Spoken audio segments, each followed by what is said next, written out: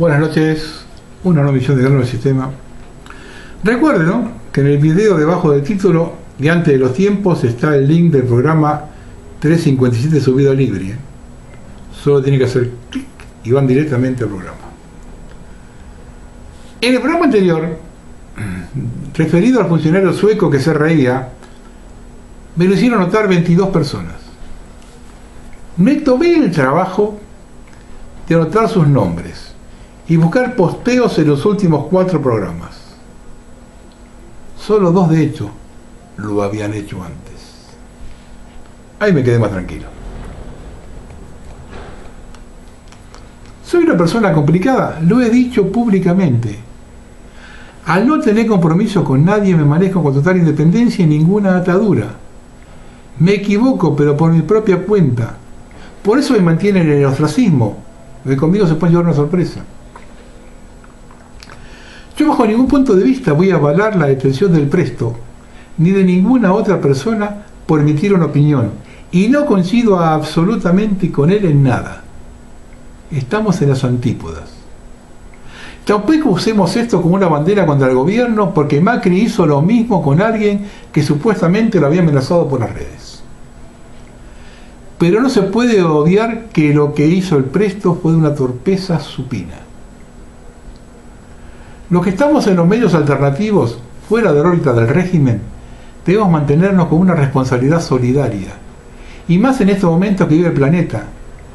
Estamos en la vista de todos, porque somos los únicos que difundimos lo que al régimen le molesta, los que ellos no quieren difundir.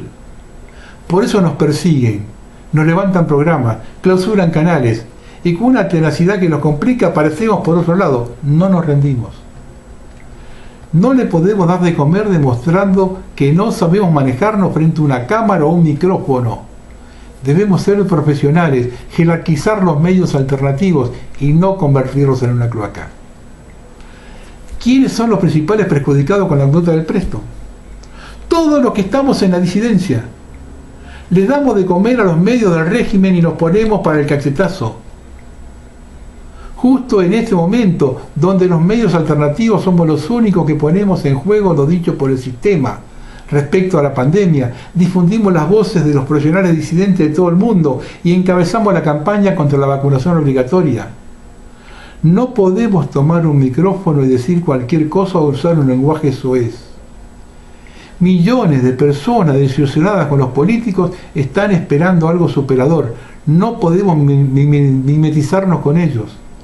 Debemos hacer lo contrario, demostrar que la inteligencia, la capacidad y la vocación de servicio están de este lado. Manejarnos con la razón, no con la pasión y el odio. ¿Lo hizo a propósito? No sé, no lo conozco. Fue candidato de expert, es decir, bien del régimen. Recordemos la quema de barricos en el Obelisco, que luego se supo que eran del gobierno. Es increíble que nos sigan sorprendiendo gente que gobernó 8 años. No aprendemos nada. 8, Cristina, 12 si tomamos lo de Néstor. No aprendemos nada. Lo vengo diciendo de que estaba en TLV1. Los que nos gobiernan no tienen código, son capaces de cualquier cosa. A ver, se digo en castellano básico. Si un gobierno peronista fue capaz de destruir todo lo que Perón construyó, ¿qué no pueden hacer estos? Y cuando digo gobierno peronista me refiero a que toda la dirigencia se subordinó a Menem, lo mismo que acontece ahora, ya que la totalidad de los gobernadores justicialistas hicieron causa común ahora contra Larreta. El justicialismo es un partido de poder, en la interna se matan, pero luego se encolumnan detrás del vencedor, así que no tienen excusas. Y los que dicen que ser oposición, le siguen el juego. Se cagan de risa de ellos. Toda la pseudo-oposición repudió la protesta policial frente a la Quinta de Olivos. Creyeron que estábamos ante un golpe y salieron a chupar la media. No sea cosa que se queden sin el curro. Y está bueno todo esto, porque pone al descubierto el accionar de cada sector. Ya no quedan dudas hacia dónde nos llevan los que gobiernan y qué podemos esperar de los otros. Pero vamos aclarando algunos tantos. ¿Quiénes eran los policías que lideraron la protesta? En Olivos, quien apareció hablando con los medios fue el ex capitán Sandro Amaya, un ex policía exonerado por una causa de narcotráfico. Pero el personaje que más atención tuvo fue el teniente Aldo Oscar Pagano, quien se subió a una antena y estuvo ahí casi 2 horas a 25 metros de altura. Pagano fue dado de baja de la Fuerza de Seguridad por razones psiquiátricas en 2006, tras un intento de suicidio. Pero en 2017 fue reencasillado y en la actualidad cumple funciones en el Comando San Martín, según reveló él mismo durante una entrevista televisiva. Y cuando aparecen en escena este tipo de personajes, los políticos tratan de desempolvarse y lavarse las manos. Es el caso de Luis Delía, que contó en las redes que conocía a Pagano, que había militado junto a él, pero que tras su reincorporación a la bonaerense se fue a trabajar a militar con Macri para el PRO. No se encontró ninguna foto de Pagano con algún dirigente de Cambiemos, pero sí 2 muy precisas con el intendente de La Matanza y hoy vicegobernadora Verónica Magario.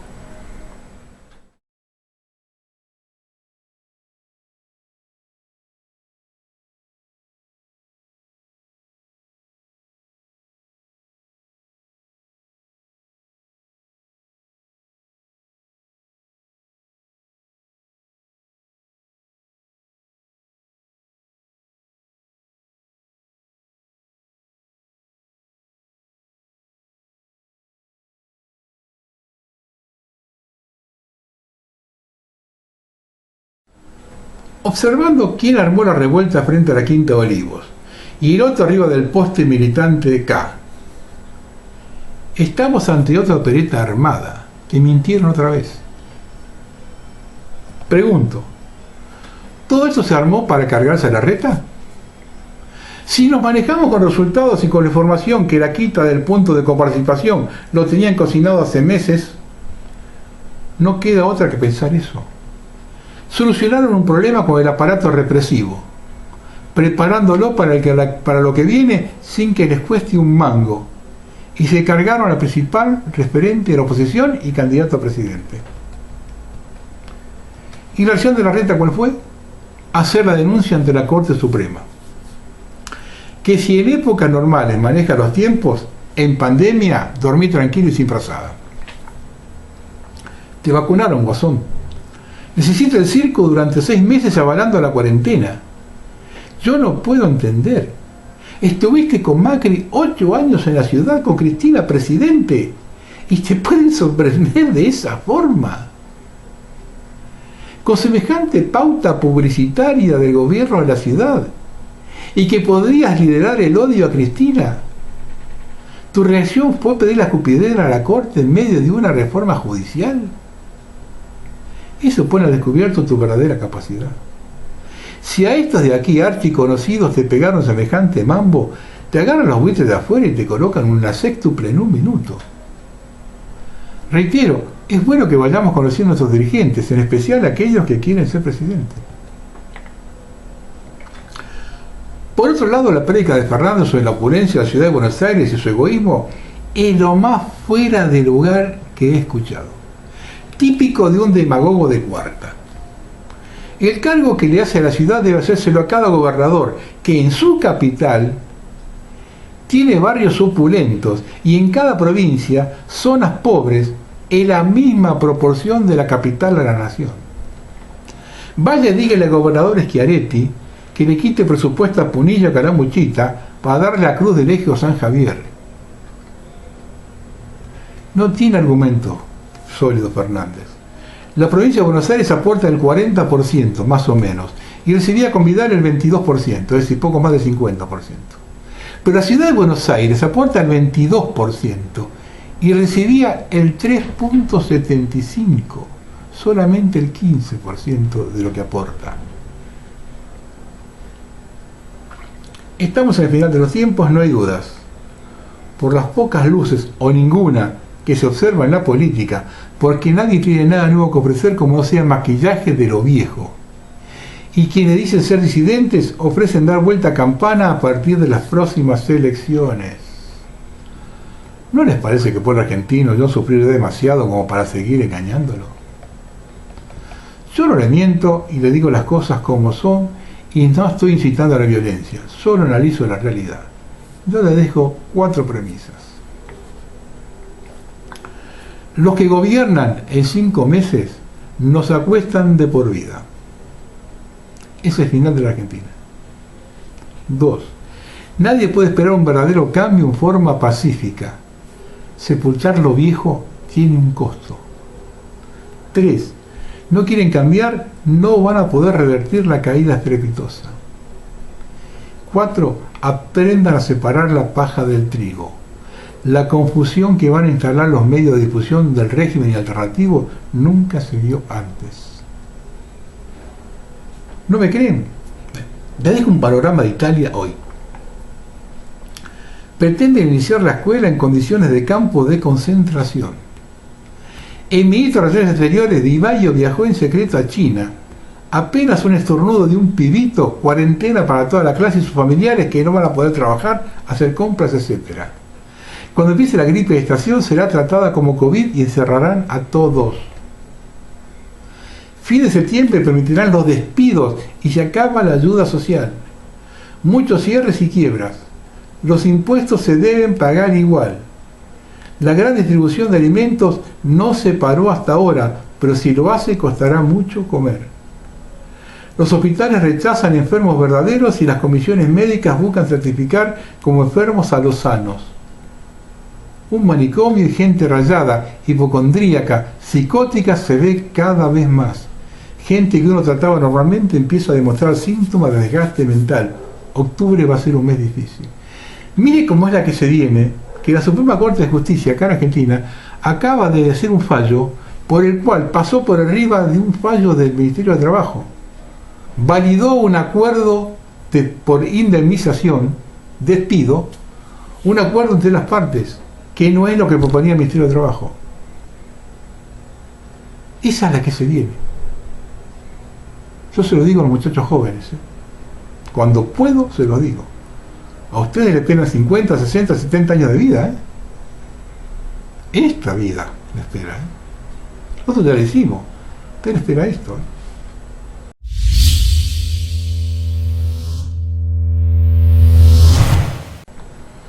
Escuchen esto. Esta noticia es de octubre de 2015.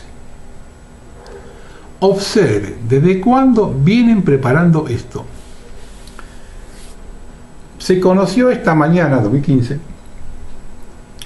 en las zonas de Mar del Plata, Villa Gesell y Tandil, militantes de la ocupación La Cámpora, que estarían repartiendo un cuadernillo instructivo para realizar tomas de tierras o departamentos ociosos en propiedades de esas zonas. En los instructivos, que constan de al menos 7 capítulos, en lo que se explica en detalle cómo dar cada paso, tanto previamente como posterior a la toma. Es por eso que cada uno de los capítulos se refiere a temas específicos. 1. Historia de la tierra. 2. Derecho a la tierra y a la vivienda. 3. Organizarse y preservar. 4. Las primeras averiguaciones. 5. El proyecto urbano del barrio. 6. Los asentamientos y la diferencia en tomar un terreno privado y un terreno fiscal. Y 7. La escritura. En una página de instructivo sobre una instalación de un barrio humilde con chapas y tablones de madera y al lado, dividido por una pared, un gran terreno con una imponente casa y pileta, hay una leyenda destacada con el título: lo que es legal y lo que es legítimo. En esa página se basa el porqué de las tomas, tanto de terrenos como de departamentos ociosos. Allí se lee el siguiente texto breve: las leyes y la justicia deben vivir juntas, pero puede haber leyes que no se lleven bien con la justicia. Cuando nos vemos obligados a ocupar un terreno o un inmueble abandonado, puede ser que estemos frente a un hecho ilegal, pero en la medida que surge la necesidad y que tiene como objetivo satisfacer la necesidad básica, es también un hecho legítimo. Después comenta que en ese tiempo se había levantado, ocupado en la zona de Tandil unos terrenos que después fue recuperado. La concejal de Villa Gesell, Claudia Sima, fue quien brindó la información de reparto del instructivo. Fue la propia Altamirano quien en medio de la toma se lo confirmó a una radio local. Estamos haciendo una ocupación pacífica y pública sobre los lotes que quedaban libres de la empresa Tandilia S.r.l., que estaban siendo utilizados para un negocio personal, explicó Altamirano. Frente a esta situación y frente a los ojos inmóviles del gobierno local de esta situación, automáticamente pasamos a tomar posesión de esos lotes con situación acéfala. Es un derecho que se puede ejercer cualquier ciudadano, añadió y agregó, no estamos cometiendo ningún delito. Casi una semana después la toma fue desalojada de acuerdo al pedido del juez. Observen, ¿no?, desde cuándo vienen mentalizando a la gente para toma de tierras. Ahora llegó el momento.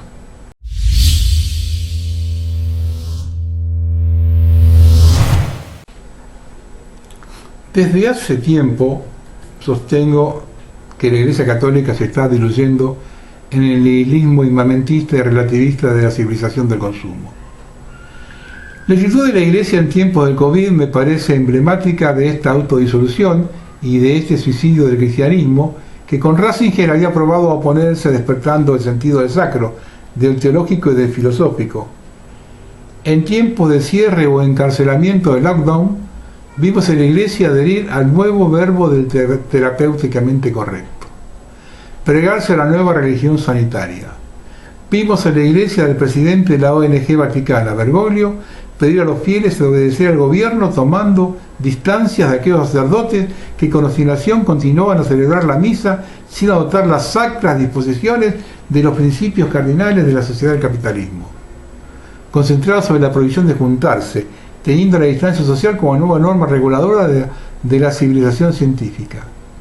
La última de las noticias que nos llega y hace comprender el vaciamiento de la Iglesia Católica y el triunfo de una sociedad que ha sustituido a Dios con la ciencia, la fe en el trascendente con la fe en la inmanencia del mercado, habla de las páginas de los pregoneros pro-vaticanos, del Avenir. La decisión está tomada. Tampones a los niños que tomarán la comunión acompañada de la foto de una copa que contiene las hostias con manos cubiertas con guantes a señalar el triunfo del sueño masónico.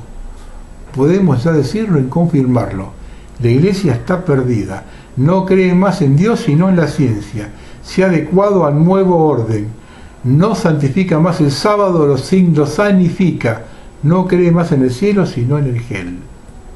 Que el gel nos ayude es el nuevo mantra de la Iglesia convertida a la modernidad. Aunque si esto puede hacer reír, detrás hay una profunda verdad y no menos trágica. El cristianismo se está suicidando en el relativismo del consumo. Y la teología científica que no quiere que creamos más en nada, sino la esencia, la economía y el pensamiento unificado progresista, políticamente correcto y éticamente corrupto. Me permito recordar las palabras de un perseguidor de los cristianos, después santo y padre de la fe, San Pablo. Quien no vive como piensa, terminará pensando como vive.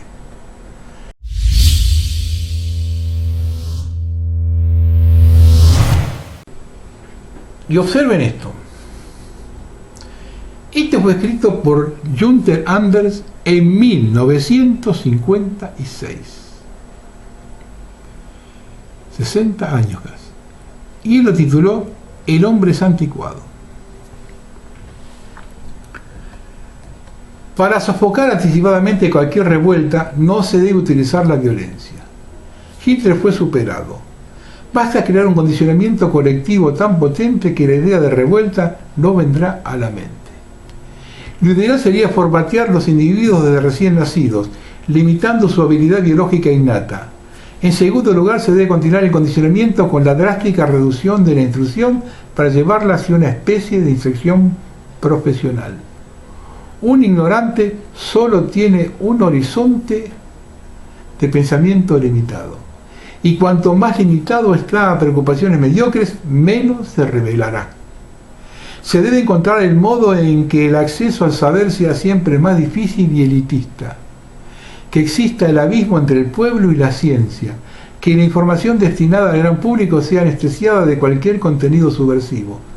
Nada de filosofía, y aún en este caso hay que utilizar la persuasión, no la violencia directa. Se debe difundir a través de la TV masiva diversión que alaba siempre la emotividad o lo instintivo, afrontar al espíritu con todo aquello que es efímero y lúdico. Es bueno en charlas y música incesante impedir el espíritu a pensar. Meter la sexualidad al primer puesto de los intereses humanos como tranquilizante social, no hay nada mejor. En general se debe erradicar la seriedad de la existencia, de ridiculizar todo lo que tiene un valor elevado, mantener una constante apología de lo ligero, en modo que la euforia de la publicidad se convierta en el estándar de la felicidad humana y el modelo de la libertad. El condicionamiento se producirá así, tal integración que el único miedo que deberá ser mantenido será aquel de ser excluido del sistema y de no poder acceder más a las condiciones necesarias para alcanzar la felicidad.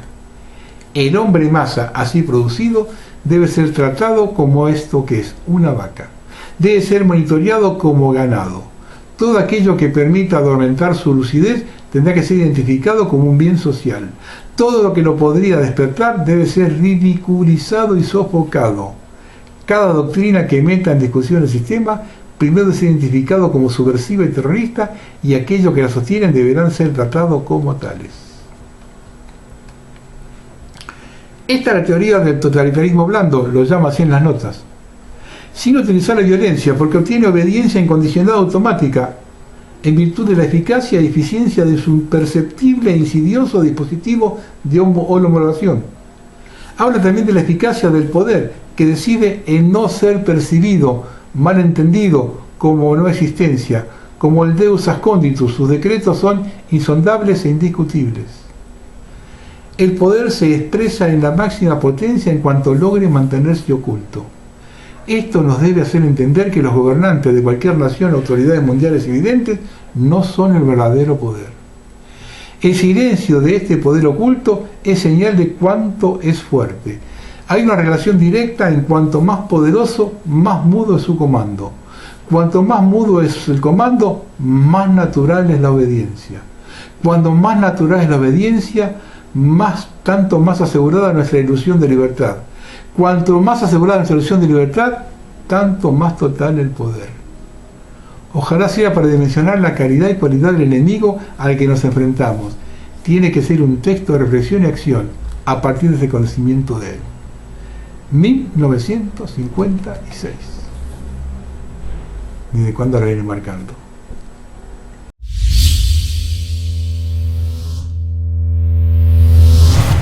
Y esto lo escribió Oscar Bonfili.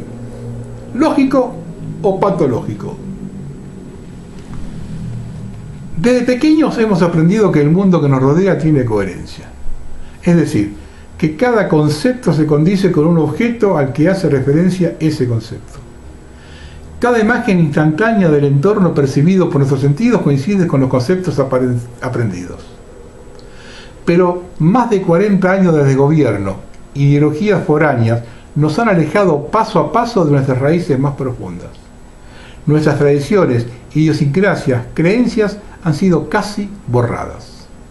Esto ha causado un cortocircuito en nuestra psiquis y nuestro espíritu, ya que nos es dificultoso encontrar esa otrora coherencia y lógica natural. Nos vemos a diario cuando la percepción de algunas minorías nos es impuesta a la mayoría por leyes inicuas, llevadas adelante por esos virus patógenos sociales que llamamos diputados, senadores, jueces y fiscales. La realidad actual es el epílogo necesario de ese desmadre. La pandemia puso de manifiesta esa ruptura entre la realidad y la ficción a la que se le da ese nombre. La consecuencia es esta disrupción que sufre nuestra psiquis y por ende nuestro cuerpo, y las enfermedades resultantes agravadas por la mala praxis internacional del poder, una verdadera ingeniería social mundial. Casi nula reflexión de la gente para enfrentar el desastre de este pandemonio pseudo-pandémico creado, aceptado sin chistar y sin entender, y por un estruendoso silencio, los eternos DNU del inconsulto e invotado triunvirato autoproclamado desde marzo. Gente desconectada de la realidad y aterrorizada diaria y sistemáticamente por los grandes medios de desinformación y por los autollamados expertos con flaca moral y gruesos intereses políticos y financieros, conectados con aquellos poderes que nos quieren rendidos y arrodillados. Nos vemos envueltos directamente afectados sobre este circo de deshumanización omnipresente.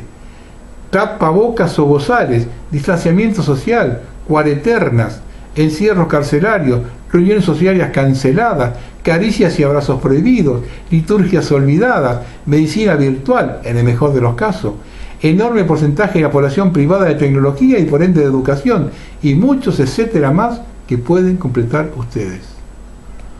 Obviamente, los defensores de derechos izquierdos humanos mutis en el foro.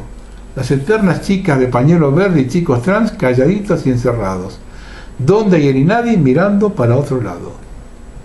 Es lamentable ver personas, muchas de ellas con estudios universitarios, estar en lugares abiertos o en solitario con el tapabocas puesto. Niños pequeños jugando, caminando junto a sus padres con este maldito símbolo de nuestra total sumisión al poder.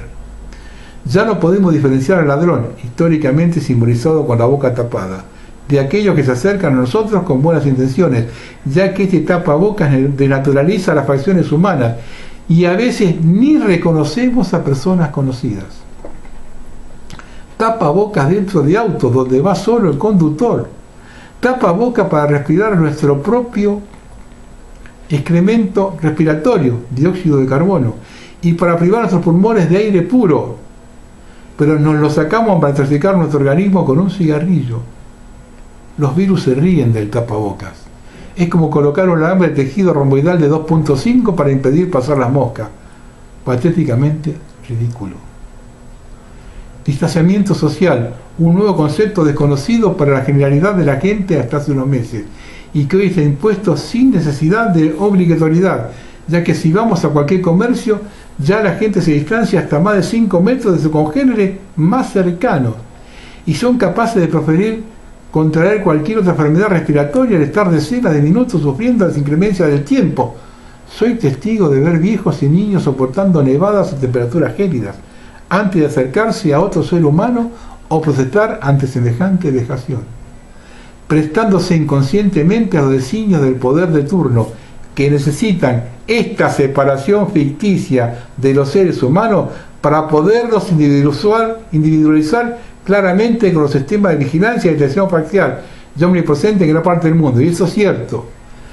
Los tiene que tener separados, porque si no estamos todos amontonados, los medios de detección no funcionan así. Funcionan cuando estamos separados. Párrafo aparte obedece la cuarentena eterna, que ya lleva más de 170 días y cuyo resultado es calamitoso si nos queremos ceñir al número de supuestos contagios.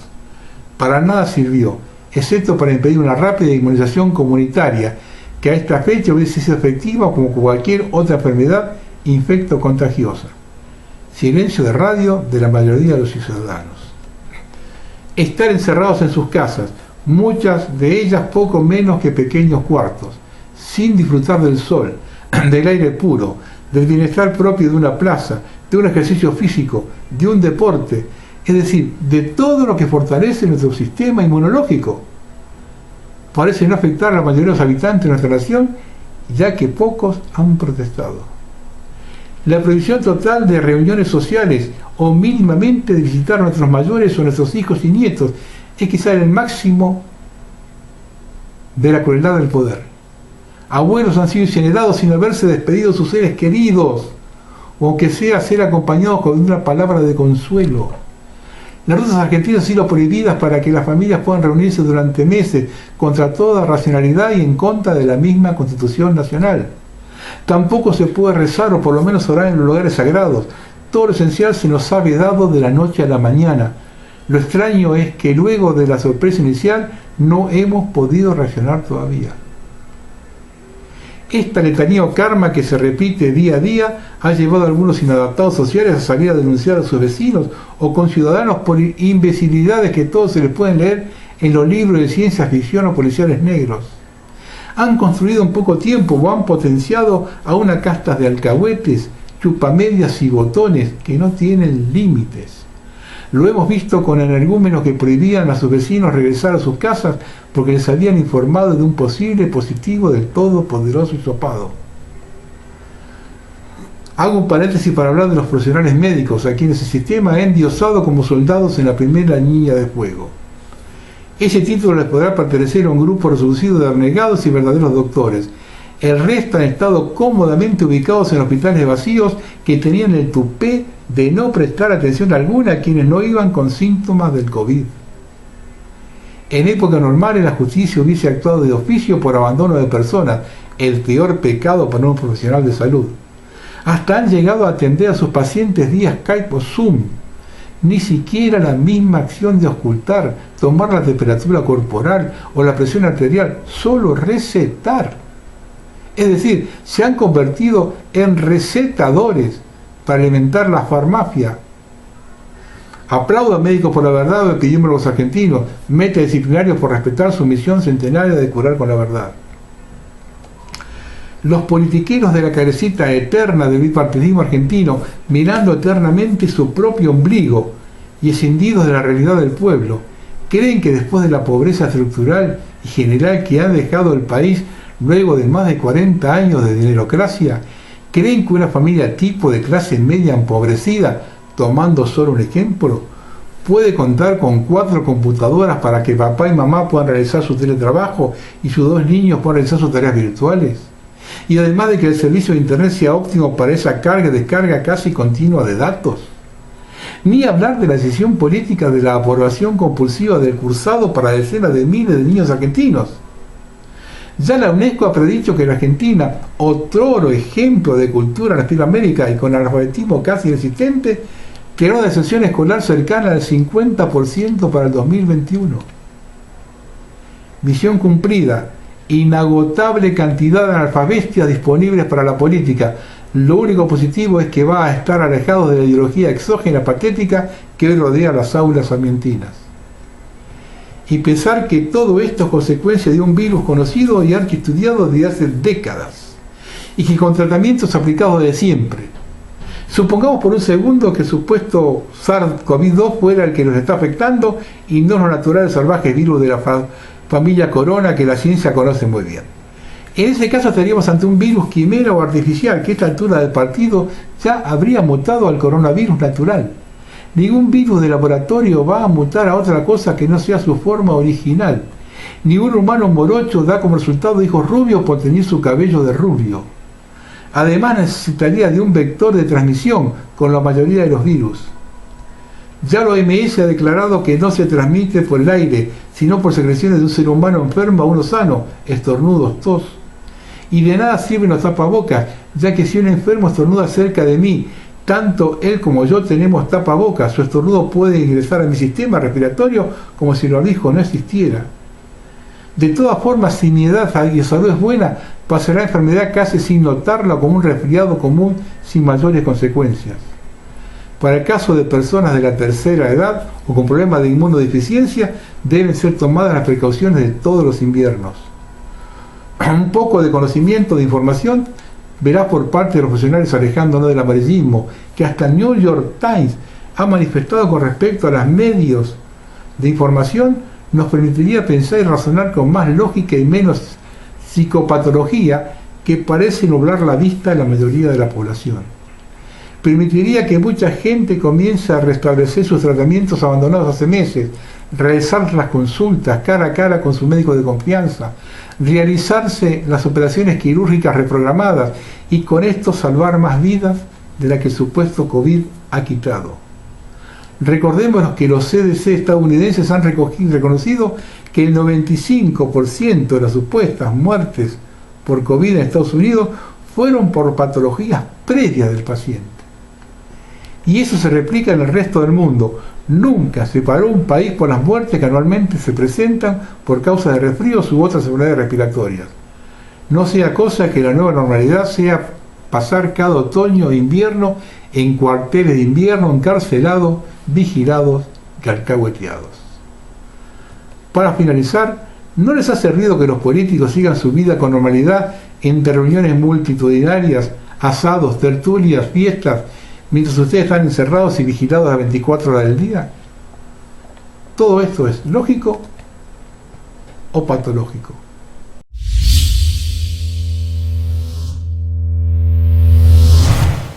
Vamos a hablar un poquito de la situación internacional.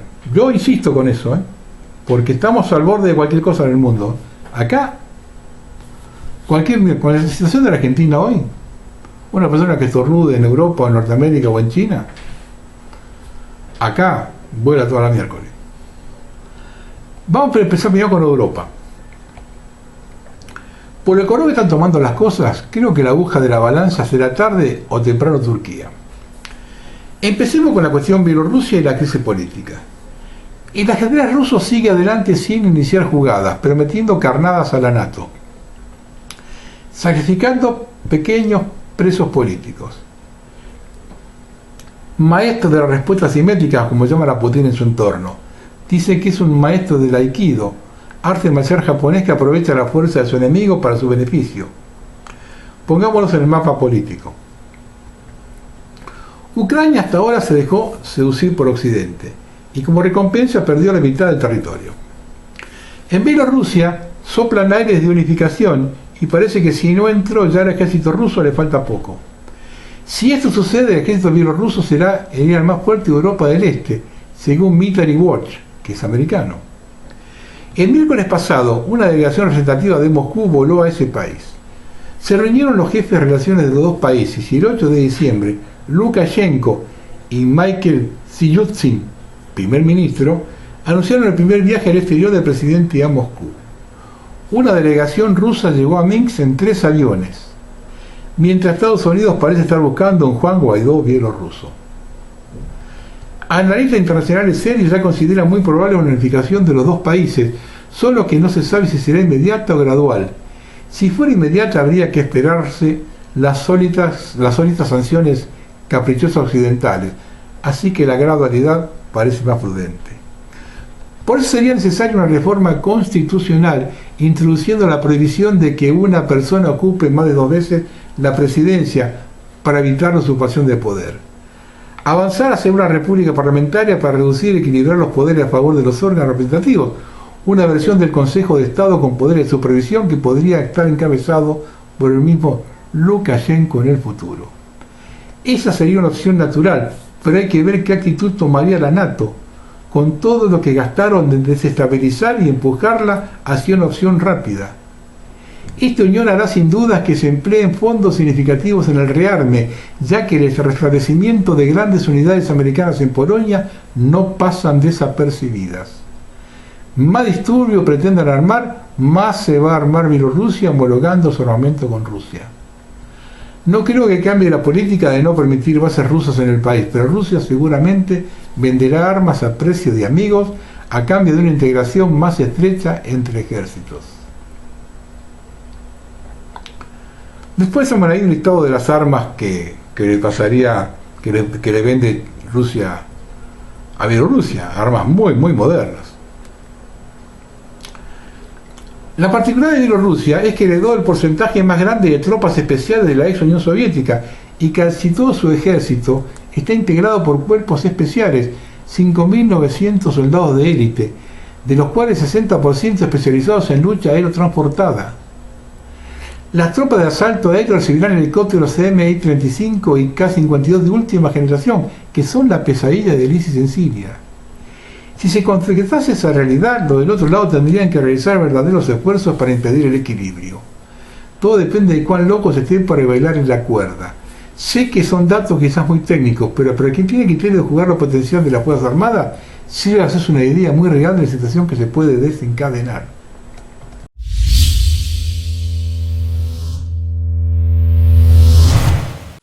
Ahora veamos la situación en Medio Oriente, que esto es gravísimo. Esto sería un frente sur. A última hora del 10 de septiembre, la capital saudí, Riad, fue objeto de un ataque con misiles y aviones no tripulados del movimiento Ansar Allah, más conocido como los hutíes. Los ataques son una respuesta a la escalada permanente del enemigo y su bloqueo continuo contra nuestro país. BRIG. En general, Yahya Assari, portavoz de las Fuerzas Armadas del gobierno hutí, dijo en un comunicado que prometía más ataques contra Arabia Saudita si el reino continúa su agresión y asedio a Yemen. Al continuar sobre el ataque del 10 de septiembre, un portavoz de la coalición liderada por Arabia Saudita dijo que fuerzas hutíes lanzaron misiles y drones contra objetivos civiles en Arabia Saudita sin ir a detalle, contra objetivos civiles. Cada ataque de los hutíes a un objetivo dentro de Arabia Saudita es un golpe doloroso para el reino. Incluso sin la guerra casi perdida en Yemen, Arabia Saudita ha atravesado una crisis económica y política, por lo tanto prefiere negar cualquier daño o víctimas como resultado de tales ataques, censurando y silenciando simultáneamente los informes en las redes sociales. A principios de semana, los hutíes ya llevaron a cabo una serie de ataques con aviones no tripulados en el aeropuerto nacional de Aba, en la región de Asir, suroeste de Arabia Saudita. Los ataques se realizaron con el objetivo durante 3 días seguidos y causaron daños materiales a la instalación, incluso según los informes sauditas. Mientras tanto, en el propio Yemen, los representantes saudíes continúan retrocediendo bajo la presión de los hutíes y sus aliados en la provincia de Marib. Recientemente, las fuerzas hutíes cortaron la carretera entre la capital provincial y un importante bastión de las fuerzas respaldadas por Arabia Saudita, la base de Mas. La caída esperada de la base de Mas marcará el colapso de la defensa de las fuerzas saudíes en esta parte de la provincia. Durante mucho tiempo, el conflicto en Yemen ha sido un pantano para las fuerzas pro-saudíes y la coalición liderada por el reino, que incluso de facto colapsó bajo la presión de varios obstáculos y contradicciones internas. Entonces los saudíes han estado sufriendo las consecuencias de su propia acción. A ver si tomamos nota. Arabia Saudita, que fue quien financió toda la primavera árabe, aliado incondicional de Israel, le están bombardeando su propia capital. A ver si tomamos en cuenta de qué estamos hablando. Otra cosita del Medio Oriente. Como resultado de los jueguitos, Rusia anunció el desplazamiento de 1000 hombres a Libia para reforzar a Haftar para la batalla de Sirte, donde se están acumulando arsenales y tropas de muchos países. Una agencia de noticias estatal turca acusó a los rusos de reclutar combatientes sirios en la ciudad de Al-Kamisi, frontera con Turquía. Denunció también a 5.000 contractors rusos de la compañía Wagner, haciendo eco un informe del inspector general del Pentágono. También que acólitos de Al-Assad, presidente sirio, se trasladaron a Libia a apoyar al ejército nacional libio. Hasta ahora no hay evidencias de estos informes. Sin embargo, si existen pruebas del tratado de traslado de miles de militantes sirios pro-turcos a Libia, 18.000 para ser precisos. Sirte, a 450 kilómetros de Trípoli, está siendo fuertemente reforzada por Haftar con vehículos blindados pesados. Apareció también un destructor en el puerto perteneciente al ENL, que llegó de la base de Ras Lamour el 5 de septiembre. Sería el equivalente a un acorazado, cañones dobles de 76.2 milímetros, misiles antibuque P-20 y un sistema de defensa aérea sofisticadísimo. Yendo al mapa, esta región tiene el 80% del petróleo libio. Fuerzas adicionales a las bases aéreas de Jufra y un importante grupo de mercenarios del Chad y unidades de milicia en la organización Al-Jawef. Desde el 21 de agosto hay un alto en fuego que parece más un volcán que junta fuerza o que la famosa calma que antecede a la tormenta. Estos hechos para los no adeptos al trabajo de las armas pueden ser simplemente datos de color. Pero como siempre sostengo, puesto que sobre todo sobre un mapa y teniendo ojo crítico para ver cómo se superponen intereses económicos, militares de la población que ahí vive, de los que comercian o simplemente pasan, hacen un estofado a gran presión. El nudo de la cuestión es siempre Turquía, extendiéndose y en función de qué intereses. ¿Locos ideales de la reconstrucción del Imperio Otomano? ¿O por procura de otros actores? Me atrevo a profetizar que Rusia terminará chocando inevitablemente y aniquilándolos tarde o temprano. Turquía es un país completamente que no se le puede tener confianza, ni Oriente ni Occidente. Es un dolor de cabeza para los yanquis y para los rusos. Y hay un loco ahí arriba. Hay un loco ahí arriba. Y para una guerra global se necesitan locos. Y en este momento el mundo tiene 3 o 4. ¿no? Yo le digo 3 o 4 nomás. Ya los tiene más. Pero en lugares claves tiene. Le digo tipos que pueden parar para cualquier cosa. Netanyahu en Israel. El indio. no me acuerdo cómo se llama en este momento, el presidente indio, Erdogan. Está el otro en Libia, que es el jefe de la guerrilla libia. 4 o 5 tipos como esos le incendian el mundo.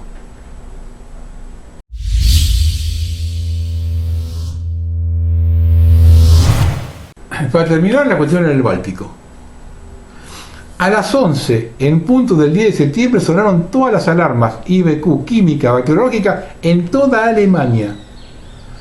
Solo se trató de un simulacro para cuando sea real. Fue previamente anunciado a la población como prueba del Sistema Nacional de Alarmas que no se hacía desde 1990, época de la Guerra Fría y de antes de la reunificación. Las viejas alarmas funcionaron, pero parece que los nuevos sistemas digitales fueron vergonzosamente. ¿Por qué después de 30 años? La respuesta viene del ministro de Defensa ruso, Shoigu. La NATO imita cada vez más los ataques contra Rusia. Barcos y aviones iniciaron a imitar estas acciones contra el territorio ruso, alarmando a los rusos. Vuelos de entrenamiento, sobrevuelos y prácticas de lanzamiento, no aviones de reconocimiento, sino bombarderos con prácticas y simulación de lanzamientos. El volumen de ellos sobre el mar Báltico es alarmante. El Centro de Control y Defensa ruso debe adoptar medidas de defensa inmediatas y les comunica que lo saben a la vez que preguntan qué están haciendo.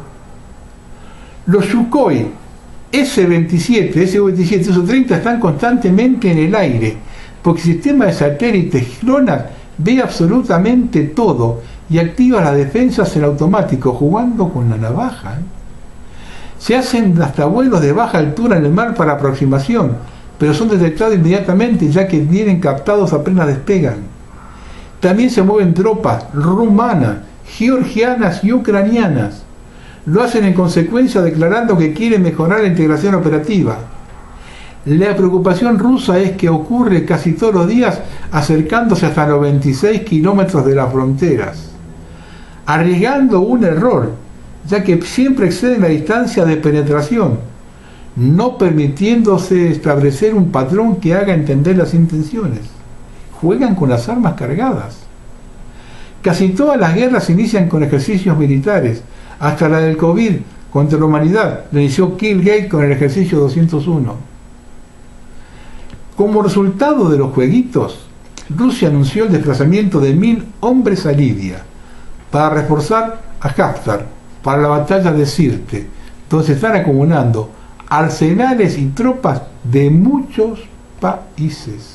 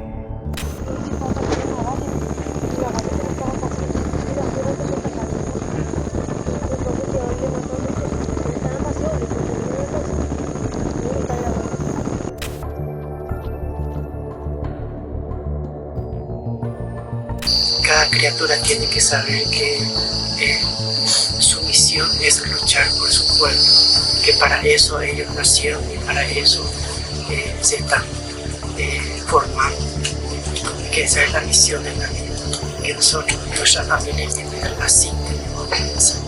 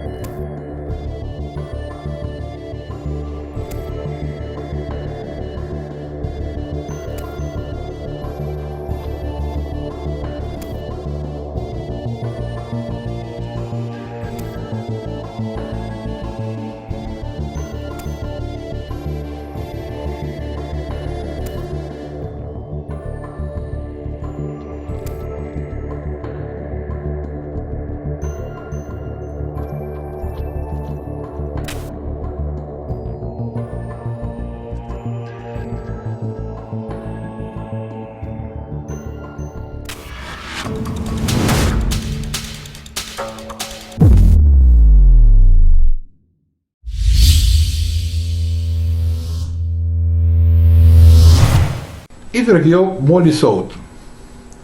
La mielitis flácida aguda, MFA, es una enfermedad debilitante poco común con síntomas que imitan la polio. Ojo con esto, ¿eh? Los Centros para el Control y la Prevención de Enfermedades emitieron un llamado a la acción para advertir de un posible brote entre el final de este verano y el invierno de una enfermedad rara, pero potencialmente letal, que afecta a los niños pequeños, donde buscar atención médica de inmediato podría marcar la diferencia. La AFM es una enfermedad neurológica rara de inicio rápido que afecta a la médula espinal y conduce a la parálisis. Los síntomas de la AFM incluyen debilidad repentina en brazos o piernas, dificultad para caminar, dolor en las extremidades, dolor de espalda y dolor de cuello. La AFM puede causar parálisis en el transcurso de horas o días, lo que puede requerir un ventilador para respirar. Afecta con mayor frecuencia a los niños pequeños. Se les pide a los padres que busquen atención médica de inmediato si un niño desarrolla una debilidad repentina en un brazo o en una pierna. La mayoría de los niños con AFM tendrán fiebre o enfermedad respiratoria unos 6 días antes que se presente debilidad. Por esta razón la AFM se ha asociado con virus, específicamente uno llamado enterovirus D68, pero aún no está claro por qué algunos niños contraen AFM y otros no. Los CDC comenzaron a trazar casos de AFM en 2014 y desde entonces se ha producido una ola de casos cada 2 años. En 2018 Estados Unidos experimentó el tercer y mayor brote de AFM.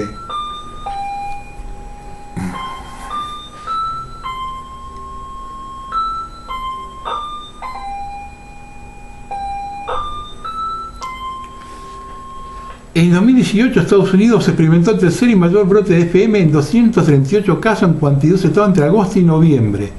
La edad promedio fue de solo 5 años. Al menos el 98% de los niños fueron hospitalizados y más de la mitad ingresaron en la unidad de cuidados intensivos, mientras que el 20% requirió un ventilador para respirar. Y aunque la mayoría de los padres buscaron atención médica dentro de un día para desarrollar los síntomas de la AFM, un 10% preocupante no fue hospitalizado después de 4 días de debilidad. Si bien muchos niños recuperarán su estado de salud habitual, después de la AFM, desafortunadamente muchos niños tendrán una discapacidad permanente. Yo solo les digo que si al pánico que hay actual con una gripe no meten esto, que es bastante parecido a la polio, más grave que la polio, pero digamos que es del estilo de la polio, si al estado de psicosis que hay hoy no meten la polio en los chicos, no quiero saber lo que puede ser el mundo. Y ojo con esto, porque cuando el río suena, agua trae.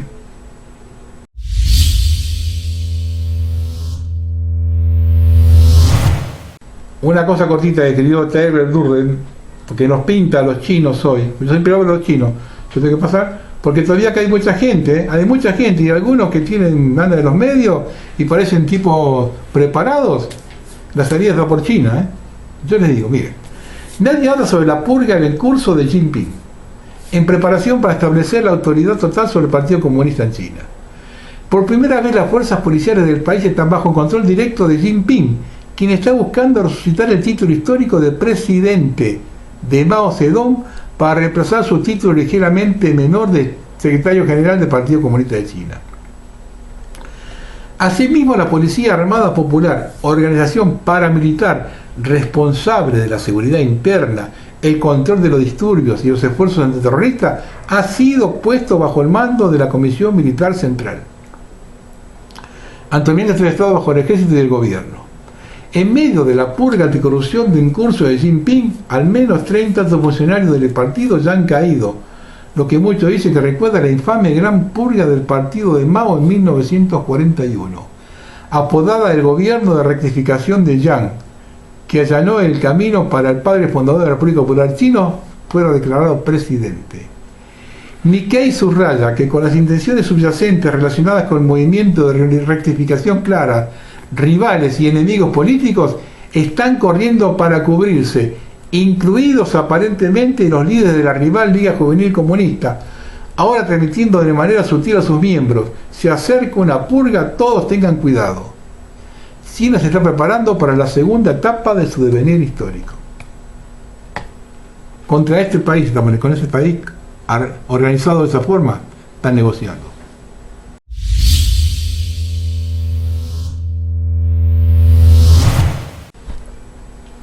Unas cositas cortitas que pintan la crisis terminal de la Argentina. Números que asustan. El crimen en la región aumentó el 122%. En lo que va del año se produjeron 49 asesinatos entre La Plata, Berisso y Ensenada, mientras que a la misma altura en 2019 se habían cometido 22. Asesinó a un joven de un tiro en la cabeza y fue linchado por los amigos de la víctima. Dos jóvenes de 17 y 18 años fueron asesinados hoy a golpes de un balazo, y respectivamente, y una chica resultó herida durante una disputa en el barrio Aeropuerto de la ciudad de La Plata, informaron hoy fuentes policiales. De acuerdo con los primeros datos, vecinos y familiares de la víctima, en represalia tras el disparo, intentaron vengarse e incendiar la vivienda de la novia de Cepeda, presunto autor del disparo, identificada como Celeste Mancilla, de 18, ubicada en la calle 92 entre 4 y 5. Además, los integrantes de la pareja fueron atacados a golpe por los vecinos y producto de las lesiones, Cepeda murió en el terreno lindante cuando intentaba huir. Esto salió en Opinión Frontal. Por mano propia, productores de Tucumán se organizaron para desalojar tomas de campos. Advirtieron que es una postura que hubiésemos preferido no tomar, pero que se justificó al señalar que si personas como Juan Grabois dicen que ocupar no es usurpar sin que haya respuesta del Estado, a nosotros no nos queda otra alternativa que defender lo que nos pertenece. También destacó que tomamos esta decisión porque nos sentimos desprotegidos por el Estado. El acuerdo consiste que en caso de que algún ruralista sufriera el ingreso de usurpadores de sus tierras, entre todos acudirían a desalojarlo de manera inmediata y sin necesidad de acudir a la justicia. Esto salió publicado en la Gaceta. Productores y transportistas de Córdoba bloquearon el acceso a San Luis a través de la Ruta 30, en reclamo de nuevos protocolos de ingreso a la provincia puntana. Además, resolvieron que el lunes también cerrarán por tiempo determinado los accesos a la Ruta 8 y 30, quedando de esta forma vedado el ingreso terrestre al territorio de San Luis desde Córdoba. Cabe recordar que al comienzo de la cuarentena fue el propio gobierno de San Luis el que ordenó cortar la circulación y levantar terraplenes en rutas secundarias y caminos rurales. En tanto, se espera que productores de La Pampa y Mendoza hagan lo mismo desde sus provincias. De concretarse, San Luis quedaría prácticamente aislada de sus pasos fronterizos, quedando liberados solo los que la unen con San Juan y La Rioja. En el bloqueo iniciado hoy se registraron enfrentamientos con policías que intentaron detener la descarga de camiones de tierra sobre la ruta. Esto lo publicó A24. Y otro de este tenor. Al igual que el productor agricultor del Córdoba de San Luis que cortaron el paso fronterizo de la ruta 30 a Cultura de Punilla, los productores de Tucumán y Santiago del Estero también se declararon en estado de movilización a raíz de un conjunto de gestiones sin respuesta por parte de las autoridades y que tienen como base los problemas de circulación interjurisdiccional. Los productores decidieron avanzar con una medida de fuerza que consistiría en corte sobre la ruta 9, camino de Terma de Río Hondo hacia la ciudad de San Miguel de Tucumán, este miércoles 9 por tiempo indeterminado en la Asamblea. La medida fue definida luego de un debate entre los productores, quienes aducen que vienen sufriendo problemas para circular entre las provincias desde el principio de la cuarentena, agravándose con el transcurso de los días. Principalmente porque desde el agravamiento de la situación sanitaria hace más de 30 días que los trabajadores no pueden llegar a los campos en los que trabajan en provincias vecinas. Esto también lo publicó América 24. Son hechos claritos de que la Argentina vive en un estado total de anarquía. Yo nunca lo vi esto, un estado total de anarquía, cada cual sobre lo que se canta acá. La UIF desplaza a los funcionarios del organismo antilavado que investigaron casos de corrupción contra el kirchnerismo. Algunas de las personas despedidas aseguraron que ya no tenían ningún tipo de adhesión partidaria y que se desempeñaron en cargos técnicos. Y varios de los despedidos ingresaron a la UIF en gestiones anteriores entre 2009 y 2015. Pues estaban investigando el kirchnerismo. Listo, fuera. Esto salió en La Nación. El vicepresidente del Instituto Nacional de Asuntos Indígenas, Luis Pilquimán, fue retenido en un control que realizaba el municipio de Bariloche y la policía de Río Negro cuando trasladaba a una familia mapuche hasta el asentamiento que mantiene en Villa Mascardi. La Toyota Jairo que conducía Pilquimán pertenece al Poder Ejecutivo de la Nación y fue detenida en el puesto de control. Funcionario municipal, nacional, a favor de los mapuches. Y la última, más de 20 personas fueron detenidas este martes luego de 30 allanamientos realizados en distintas zonas de la conurbano bonaerense y en el interior del país en marco de una causa que investiga la organización criminal que robaba petróleo de oleoductos de la empresa estatal YPF. Lo refinaba en destilerías clandestinas, una destilería clandestina, no se puede entender, y luego lo vendía como combustible a estaciones de servicio. No se puede entender que esto se pueda armar en el siglo XXI, robar petróleo de un oleoducto, destilarlo en forma clandestina y venderlo al público en estaciones de servicio. No se puede entender. Es un síntoma que la Argentina está completamente desaguisada. Listo, ¿eh?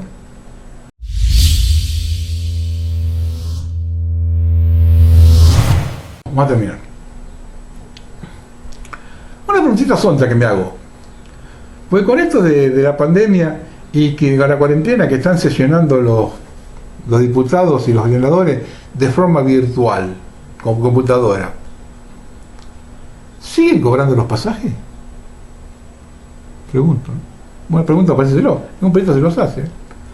A ver, muchachos, ustedes que tienen acceso a uno de ellos, pregúntenle si siguen cobrando los pasajes. Para terminar, le dejo un mensaje que me dio un amigo desde Europa. Lo vi ayer mañana. Me dijo él textual: estamos en distintas barcas, pero en el mismo mar. No creo tener que explicártelo. Desde hace años percibí que el programa para ustedes es distinto al que voy a tener que afrontar yo.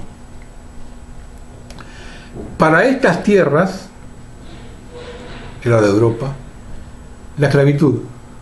Para ustedes, el exterminio. No logran sin información y visión de sí mismos captar el concepto. Lo que se logra hacer a Argentina se logrará hacer a toda Sudamérica. Son la llave. Argentina es demasiado peligrosa para el régimen por su potencialidad. No se permitirán un error.